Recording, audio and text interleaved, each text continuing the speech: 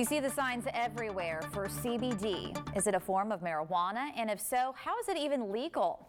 It's supposed to have a laundry list of health benefits. News 12 looks at the CBD craze that has taken over the Tennessee Valley and why users swear by it. Elisha Milan opened Grassroots Health in Chattanooga about 2 years ago and recently opened a second store in Fort Oglethorpe. She says she got into the CBD business because she has several severe health issues, including Crohn's disease and arthritis. The chemical medications she was taking early on didn't help. My mom brought me a capsule of CBD and I started taking it and started feeling better. And I'm a person that operates on a guilt complex. And then I started figuring out that not everyone has this. And so my guilt drove me to making sure everyone had the same opportunity that I did to take this medicine. Milan says she runs her CBD store like a pharmacy. It's gotten busier lately with more people learning about the health benefits she swears by. There's definitely an uptick in the awareness of CBD, and people are seeing the results that their friends and even pets are getting from taking it, and it makes everyone more open and willing to try it. She says CBD in any form helps with anxiety, sleep, pain, and more. You can get it in the form of flour, oils, topicals, capsules, and even food. The flower looks like marijuana and even smells like it, but it's not the same thing. CBD is one of over 400 components in both the cannabis plants, meaning both hemp and marijuana. CBD, cannabidiol, is used for a variety of functions. One is anti-inflammatory. It helps also reduce pain and reduce anxiety. It's not intoxicating, so you'll be getting all of the medical benefits without any of the intoxicating side effects. It will not get you high. Milan says you can't overdose on it like prescription drugs or illegal drugs, but taking too much of it can make you drowsy. There is no clinical overdose on CBD. We like to joke and say overdose is a nap. CBD comes from the hemp plant, which is legal in all 50 states. It first became illegal under the 2014 Farm Bill, but the 2018 Farm Bill just passed in December really strengthened the place of CBD and totally removed it from the FDA schedule of drugs. FDA schedule of drugs still has things like Tylenol and aspirin on it. CBD is so safe it was completely dropped off the schedule. Milan says that's why you're seeing so many more businesses in our area and across the country selling CBD products. She says it not only brings health benefits, but economic benefits too, with jobs in retail and farming. Chattanooga natives Cullen Boyd and Jimmy Schwartz started Haygood Hemp Farms about 2 years ago, and their business is growing, literally. Yeah, we've expanded to some new greenhouses, some new land, and a commercial site to store our products. Well, I think it's extremely exciting because the Southeast is kind of catching up to some of the other states of the country, and it is an agricultural commodity that can have numerous amounts of benefits. So why not incorporate this plant into our agricultural program? It's not easy work, but they do it because they love the plant and working in dirt. Boyd and Schwartz say it takes them about 1 year to make their products from planting to distribution. They will plant from June through September and distribute their products in Chattanooga and throughout the region. To grow hemp, Boyd says you apply to get a license with the state, which only takes 3 to 4 months. You just apply with TDA. It's a simple fee for acreage or indoor space, and they're great to work with. They have inspectors that come out and do the inspections when you call them, and you pay the fee, and they regulate it. The Tennessee Department of Agriculture says in 2017, 79 licenses were approved for growing hemp. In 2018, that number increased to 226 and skyrocketed to more than 2,900 licenses issued this year. It's a new frontier, and there's no reason to fear it.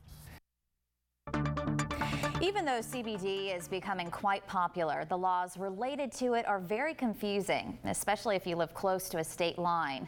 Last night, we talked about the potential health benefits of this growing trend. Tonight, let's look at the latest laws in both Tennessee and Georgia and what you need to look out for if you plan to use anything with CBD in it. Marijuana is illegal. Hemp, however, isn't. Hemp is safe, hemp is accessible, and hemp helps everyone. Grassroots Health owner Alicia Milan says the benefits of hemp are behind this CBD craze.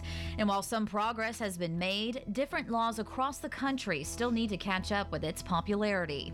Attorney McCracken Poston, who represents clients in both Tennessee and Georgia, agrees that the laws are not black and white. We have this hodgepodge of laws, and we're up here in the corner with 4 states pretty close, and everybody with a different rule. And that can be problematic. Milan says right now laws in Georgia are stricter than in Tennessee. The ability to not purchase flower in the state of Georgia directly impacts those with PTSD, like veterans. It disparately impacts them because they need something that provides immediate relief. Smoking hemp in the flower form gives immediate relief for symptoms of PTSD and anxiety. Despite those restrictions, earlier this month, Governor Brian Kemp signed the Georgia Hemp Farming Act, or House Bill 213, legalizing growing hemp with a license, like in Tennessee. CBD oil is still not a defined term in Georgia law. We're told hemp products generally can't have more than 0.3% of THC when produced in compliance with the Hemp Farming Act. That seems to me very burdensome for anybody trying to figure out, are you going to have to test every bottle that somebody has with them? That's going to take up time at the labs. Or are you going to rely on the label? Or are you going to require that it be in the label, even though it's not a prescribed thing? So we're going to have a lot of growing pains, no pun intended, for this under this law. As for Tennessee, Milan says it also has to meet a state standard of having 0.3% or less of THC. That's really important in all of our products. Any person that purchases any sort of products in the state of Tennessee should be able to talk to the person they're purchasing their product from and receive a lab report or verification that the product they are purchasing does not contain over the legal limit of THC. Milan says they have a lab report for every item they sell at her store, and they have a good working relationship with the Chattanooga Police Department. We take all of our products directly over to the Chattanooga Police Department before we bring them into our store. It's extremely important to us that we have a good open relationship with the police department and that they see we're doing our due diligence to only carry legal products here in Tennessee. If someone buys a flower product from Grassroots Health, it's put in a sealed container. As long as it is sealed, we can guarantee for that customer what they have purchased does not contain THC. She says some of her customers have been pulled over in a traffic stop before, but they were prepared to show the officers what they had. Poston says even though hemp is legal, you should still use CBD at your own risk. Depending on how strict a law enforcement officer is, you could get arrested. They can arrest you on the suspicion of it. You can have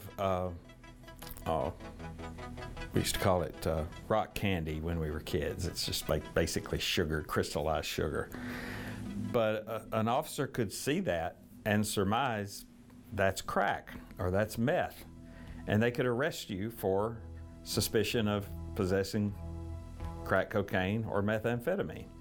It's candy since the day you got it. You shouldn't have put it in that Ziploc bag, but it's candy all the way to the crime lab until they test it and that report comes back. You're charged with a felony. As CBD continues to become more popular, Milan says to be careful about what you buy and where you buy it. It's extremely important to not purchase your CBD on the internet.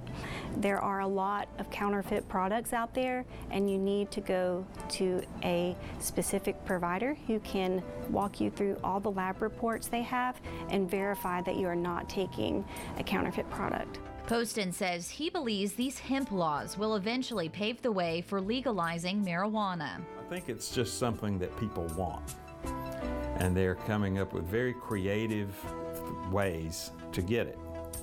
And if that's how it eventually pushes out, then that'll be the way it goes. And that seems to be what we're in the middle of now. If that happens eventually here in our state, great. If it doesn't, okay. We're still here to help people, and we'll be here regardless.